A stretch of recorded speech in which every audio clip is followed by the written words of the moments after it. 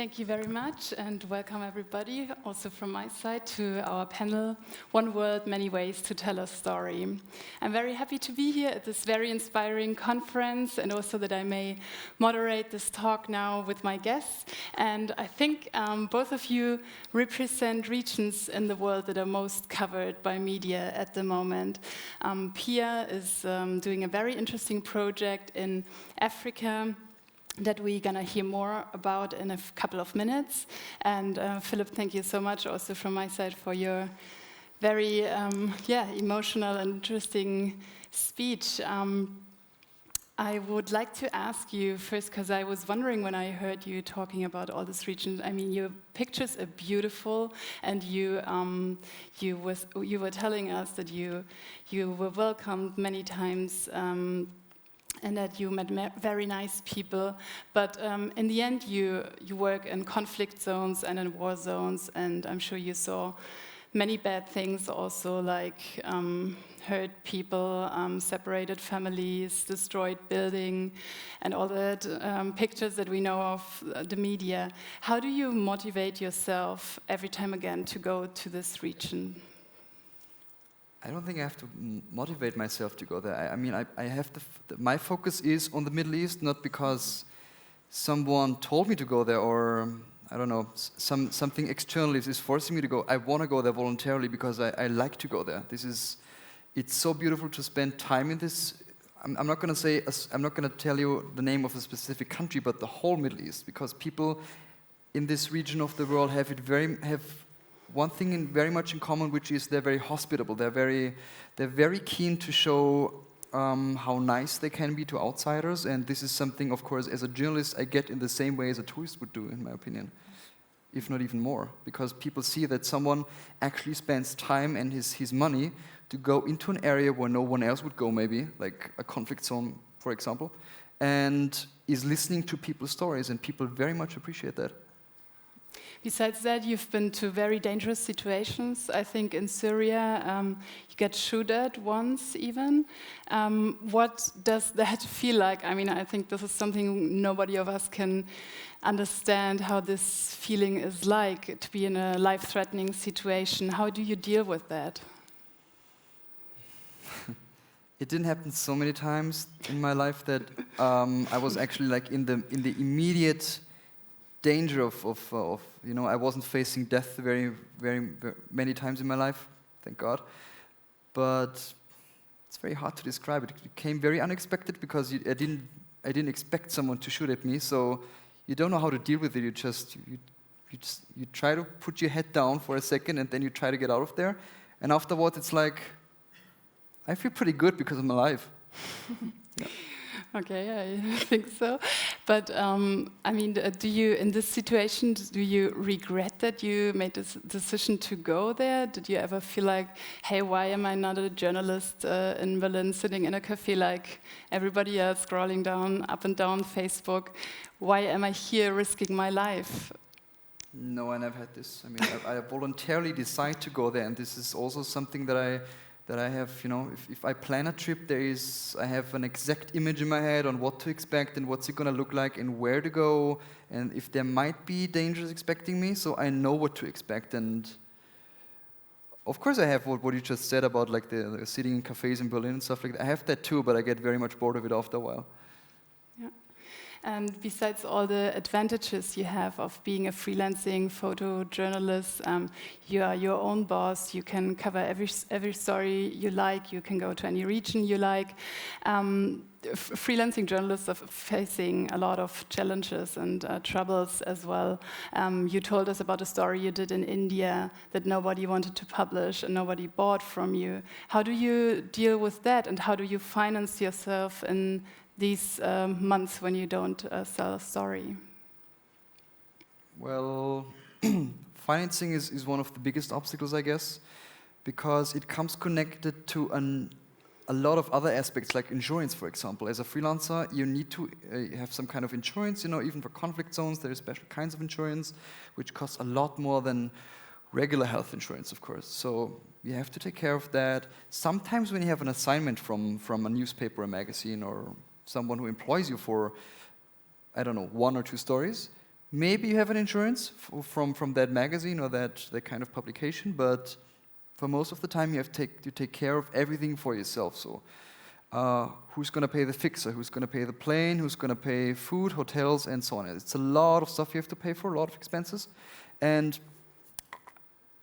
if I get a job when I'm actually already abroad and someone calls me up, I need you to work on this and that story, I get a day rate. So someone pays me a day rate for the number of days I'm going to be employed for, which covers all of my expenses and everything. And this is pretty much the best you can get as a freelancer. It's when someone calls you up and says, I'm going to need you to work on something.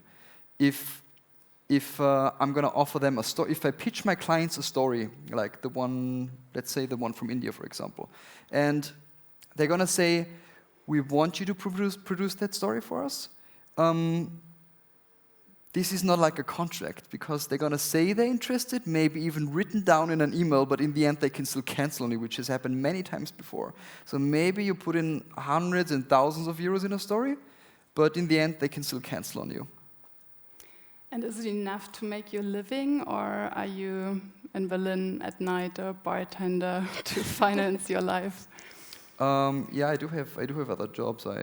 I take photos of other things as well in Germany. Like I have assignments for small newspapers regarding stories like, I don't know, if they need portraits, for example, they have interviews and they need to portray someone and someone needs a photographer. I have a couple of clients that call me up and then I can make some money from that, for example. So I'm not only making money by traveling abroad and I hope I can get at this point at some point at some point in my life, but right now I still have to make some money in Berlin as well to have enough funding, have how do you say that, a buffer for the next trip. Yeah. Pia, you are a lecturer at Turku University in Finland for journalism. What do you advise your students when they ask you, is it better for me to be employed, to apply for a job and get employed, or is it better to work as a freelance journalist? Yeah, well, we all know what the industry is like these days, that also in Finland, as here in Germany, there are not that many steady jobs. So being an entrepreneur or a freelancer it's a very obvious choice or solution for many of the journalists, for the young journalists. We in our University of Applied Sciences, we are encouraging our students to start working in cooperatives, for example. We have created a cooperative for our students to start with, because that's not so risky, and try to encourage also the students to take studies in business as well. You're not only a lecturer, but you also work at a very interesting project in Africa with future journalists from Ghana, Tanzania, and Namibia. What exactly do you do? Well, this is a project, or actually we are now on a break because we don't have the funding anymore. It's a project funded by the Foreign Ministry of Finland, and a development project, journalism project that is developing the journalism in all of these countries. And I have been the academic coordinator for that for some years. What are the main differences between journalism in Europe and in Southern Africa and African countries? Well, African countries also vary. But in these countries that we have worked in, for example, Namibia is in number 17 of the Press Freedom Index, although Tanzania is in much lower stage. So I guess most of the problems that we face, because we receive exchange students from African countries, from our partner universities, and our students can study for a semester in our partner university. Most of the challenges in journalism education are that the students are not that aware of media ethics or the rules in journalism. What are opinions? What is based on facts? Can a journalist take a brown envelope at the press conference?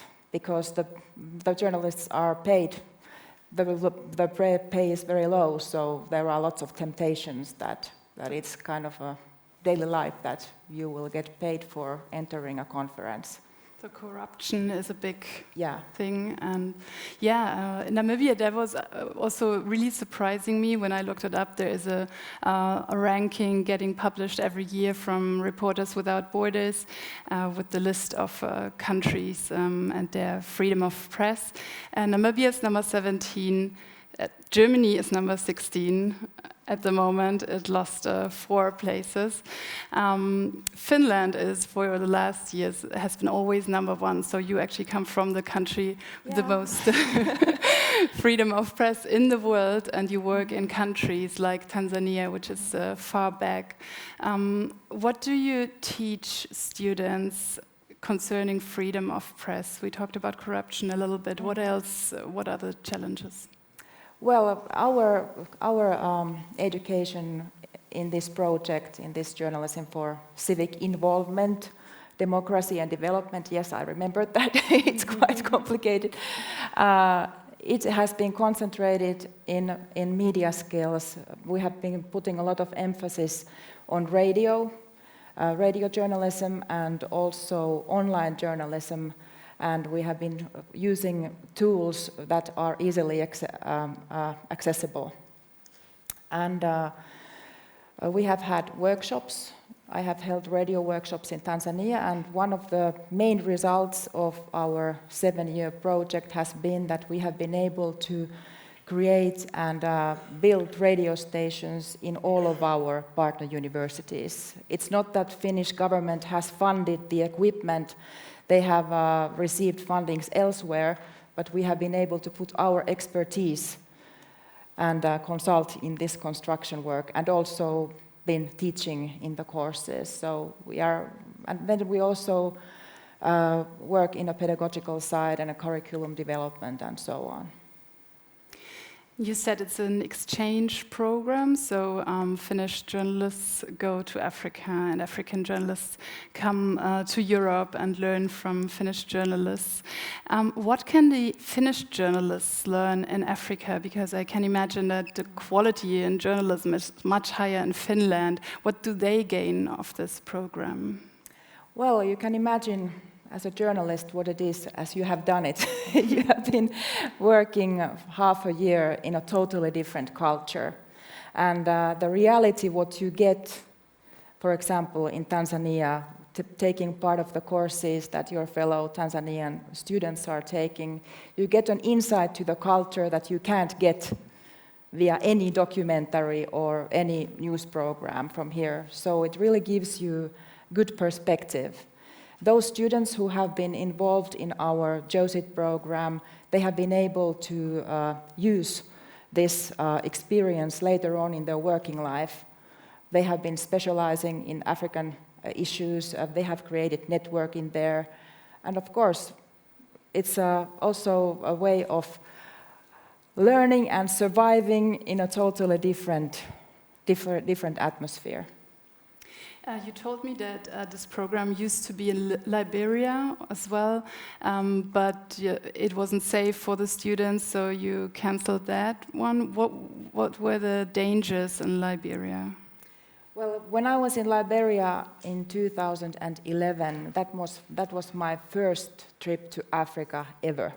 And Liberia was quite a rough place to start with it, because as you know, that the country has suffered a very bloody civil war, and it was very much still building up at 2011. The University of Liberia in Monrovia, it was kind of, well, there were these buildings, but it was quite ruined, and they had built a new campus outside Monrovia city, and it looked like a Scandinavian resort. It was built with the Chinese money, but it was not opened then yet. But the infrastructure of the country was still very much developing. So it felt like it would not be safe to send a student there. I went there with my fellow colleague from another university, and he had been there before, so that helped. But there were a lot of problems that you could really see. Well, the UN troops were still there, but they were not patrolling, but they were still there, present, and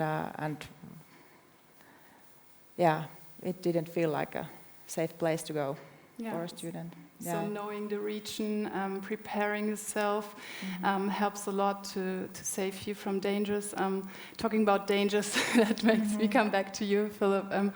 How do you prepare yourself for those regions? I know that you did a course with the German army, that they prepare you for what to do in cases of bombings, shootings, hostage taken even.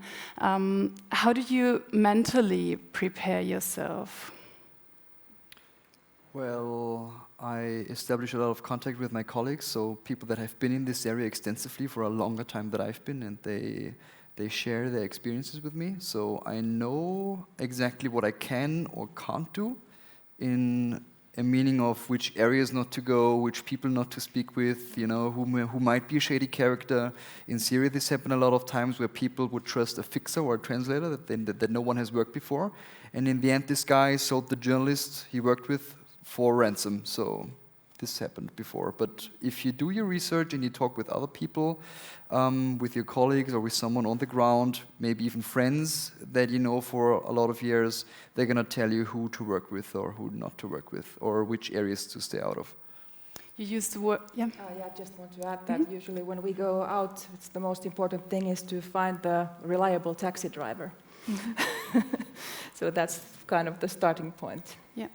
You used the word fixer a few times. I don't know if anybody is aware of what a fixer or what we call stringer or fixer is in journalism. Maybe you want to explain briefly. A fixer is someone who tries to get the story for a journalist, because I'm not a local. I don't know exactly which ministries or people to talk with if I want to develop a story. So the fixer is someone who lives in an area or a city where I'm going to work, and he's going to put me in touch with these people who can get my story. For example, if I do a story about, I don't know, wounded veterans of, let's say, the Battle of Mosul, people who have been injured in the Battle of Mosul, he's going to bring me in touch with doctors from hospitals. He's going to bring me in touch with people that have been injured, their families maybe even relatives that have lost someone in this battle, because he knows he has contacts and he's going to share his contacts with me for money. So he's a very, very important person for somebody who's doing research.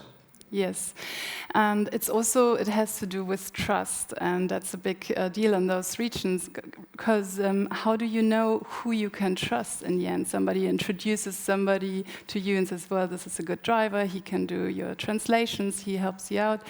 How do you know who you can trust or not? Well, it's either from experience, because I've worked with someone before, or like I mentioned earlier, I speak with colleagues that have worked in this area before, because it rarely happens that you work on something no one has ever worked before. There's always someone who has expertise in this area or has worked in that city before, and you can speak with those people because there's a very large community of freelancers and employed journalists as well. And there's even forums on Facebook where these people can connect and communicate with each other, so I can do the research on that before I try to develop my story and actually go in the field. Did you ever regret working with somebody, or did you ever feel like this was the wrong decision, I went with the wrong people? So far, only good experiences. We're lucky, and it's good to hear. What about languages? You said your Arabic is quite well by now. How much does that help you, and how important is it to work abroad as a journalist, to know the language? Language is always vital because it eliminates this, there's always a loss of translation. When someone translates for you, and if this person is even really good at translating, there's still something that gets lost in the way. And even if you have to quote people, this can be like a major source for misunderstanding or a misinterpretation maybe. And if you eliminate the factor of language, like what I'm trying to do right now on a long term, it helps a lot, especially not only because I can directly communicate with people, but also because they appreciate it so much. If you can talk with people, maybe not even fluently, but just a little bit, they really appreciate it. They really they trust you more, and they see that you're that you're actually interested, because they see, okay, this guy spends a lot of time in the Middle East, or maybe even enough time that he actually studies the language, and people really appreciate it. Yeah, it's so it's easier to work with people, not only because I speak the language, but also because they give something back to me, because they see, this guy is he knows his stuff. Yeah. Pia, what would you say? How many languages does a journalist have to know? What would be your advice for future journalists? Is English enough? Or No, if you want to work internationally, I think what you are saying, that you are learning Arabic, for example, it's obviously very important skill, but I can't tell the amount of languages. Nobody else speaks Finnish, so we have to learn English and Swedish as well. But the more you know, the better you are prepared, of course. When I look in the audience, I see half of the students are female. What would you say, Philipp? Did you meet many female war and crisis journalists on your way? I think by a big part, this is a profession done by men, that's true, but there is a couple of female journalists, and they're doing a terrific job, really good job. And what is a fact in the Middle East is because of gender separation. Sometimes as a man I don't get the access, because there's areas where a man cannot enter, or this is something that usually a woman, you know what I mean. So sometimes when a female journalist is on the ground, she can cover entirely different aspects as I could as a man. And this is really important, because this has to be covered as well. Women's stories have to be told as well. Yeah, sometimes it can be an advantage, for sure. Pia, what would you say, what extra preparations do women need in the field? Well, I'm just thinking back of our project that we had before, this African stuff in Palestine, where we worked for several years. We also had a media education program there. So in that project, we put a lot of emphasis in preparing our female students, because, Arabic culture is a bit different, so that you have to be prepared. And for example, just like a simple rule that you have to, I must admit that we advised our students that if you go out by night, you should always be with a male from the same group, from the Finnish group. It's more safe that way. What has been the best piece you saw working in your project? What was the best outcome, the most surprising outcome? Well, it's always difficult to say what is the best, or I think that when I watch my students, how they grow during the period when they have been abroad. For example, if you spend 3 months in Tanzania or 3 months in Ghana, and you grow, you experience a lot, and you talk with people, hear their stories. This is one great outcome, to see kind of a maturing process for a young adult. And then, of course, from the previous project that we had in Palestine, there are kind of success stories for some of our students who have worked in the project with us, and after that they were able to use their expertise, so that they are corresponding from Gaza and so on when there is some things happening. So they will be sent out because they know the area and they have the connections. What was the best piece you did, Philipp? The one you were most proud of? I think these 2 weeks traveling with this Syrian family on the refugee road. Yeah, they have been definitely not the most rewarding when it comes to hard cash, but for me as a human being and as a journalist, this was the most important trip. Yeah. Mm-hmm. I just want to add one thing. Just came to my mind about one of our Ghanaian students who spent a semester in Finland. His name is Michael. And after his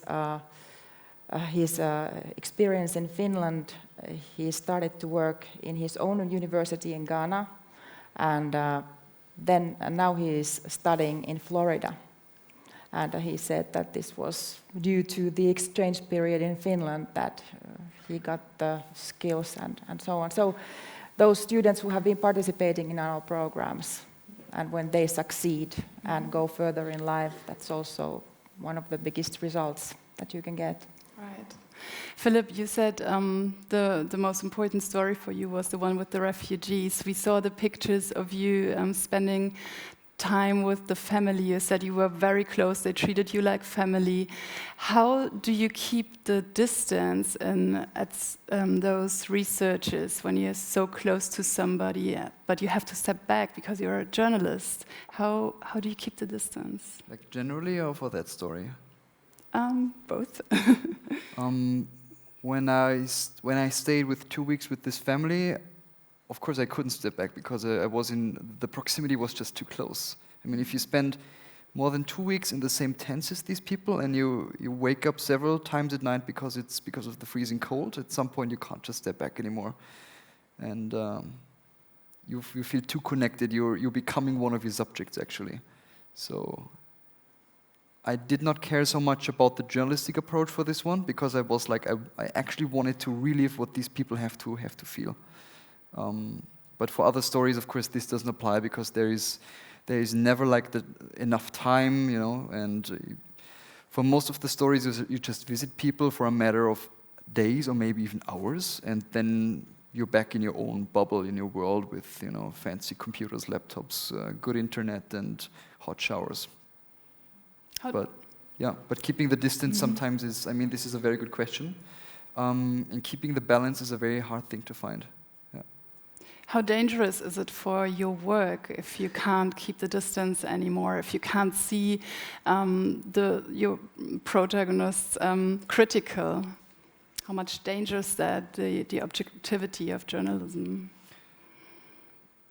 For me as a journalist, I think I should be able to always show both sides of a story. Like there's always two sides of a coin, like it is to a story, and I should always be able to show both sides.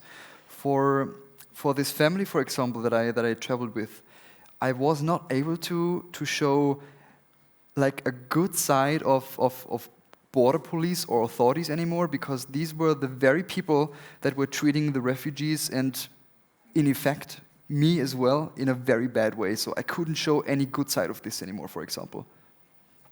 All right. At this point of the discussion, I would like to open up to you guys and ask if you have any questions to our guests here on stage. Yes, there are a few. Do we have a microphone or here in the front? Okay. Yeah, now. we hear you. Good. Mr. Breu, I have a question about it. Do you ever did a decision where you say, afterwards you say, oh no, I shouldn't do that in this moment, but I just did it because it was interesting me? You ever had a decision in Libya, for example, where you said,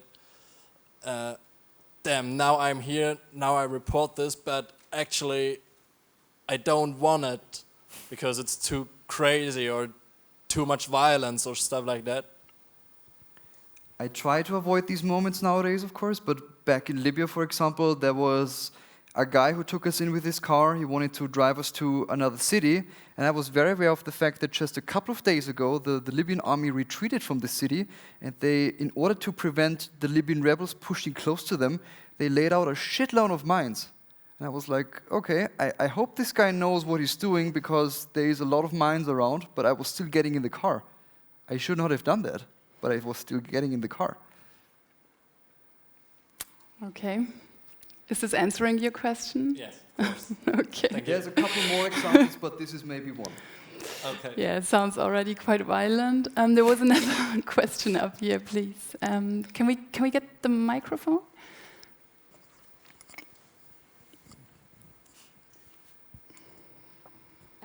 So this is a question for the both of you. One thing that's often criticized about the Western press is that it's very West-centric or Western-centric. So my question is that when you travel to all these countries, we, as the Western world, have a very specific image of. So we have all these stereotypes that are often very negative. And then you come back with some stories that challenge these stereotypes. How open are not only the people here, but also the media to challenge their own perspective when you show them the story? So like you show them, hey, look, it's a little bit different there. You don't have to paint them as, you don't have to paint them as villains. It's completely different. So is it usually easy to get your stories published if they are pretty different from how we usually see the people over there? I think we should probably answer that because I don't produce that many stories. So. But you certainly have an opinion on that, no? Yeah, sure. I think that the Finnish media it's interested also of the other side. So if you are inside, if I take an example of the Palestinian territories, for example, that some of my previous students are now reporting from. So if you have an interesting story, for example, of women who live just a not so typical life in Palestine, so that is something that also interests. So stories of people, portraits are interesting also for the media. Philipp, you want to add something to the question? From my experience, when it comes to the European market regarding media, I think they're rather conservative when it comes to images, because what always sells is like people that are looking poor and really miserable, like refugees, for example. The German and European media in general, I think they really pushed this very, very much to the edge, this image of mothers holding their 5 kids and looking really miserable. Because this will all the time, these are the images that you see on the front pages and on the internet. And whenever you try to break this, to get out of this vicious circle, it's either hard or it doesn't happen at all. Because my editors and these newspapers, magazines and publications, whatsoever, I'm not saying they have an agenda, but they have a budget. They have numbers. And they see that they know precisely which images are going to sell and which ones are not. So, because I'm a freelancer, I don't have very much a choice what appears in the actual newspaper, but I can choose what I send to them. Or, for example, when I was in Croatia and I was waiting with the refugees for a train that would bring them to the border to Slovenia, they would wait for 3 days for this train. And there was way too many people. So when this train finally arrived, people were running towards the train, and suddenly all the humanity in them vanished from 1 second to another, and they would become animals. They would push each other, and they would even hurt each other just to get a seat on that train. And I saw that I was not able to show the human side in these people anymore. So I actually had to sit down for a second and only witness, but not take photos, because I was not able to take photos of these people as people anymore. Because right in front of my eyes, they just turn into animals. Thank you, Philipp. And I think all of us would like to hear more from your experience in the field and also from you, Pia. But I'm sorry we run out of time here. So I have to say thank you very much for being here. And if you guys have more questions, use the chance at the meet and greet. We're all going to be there. And everybody, I think, is happy to answer all of your questions. So thank you very much. Enjoy the rest of the conference. Bye-bye.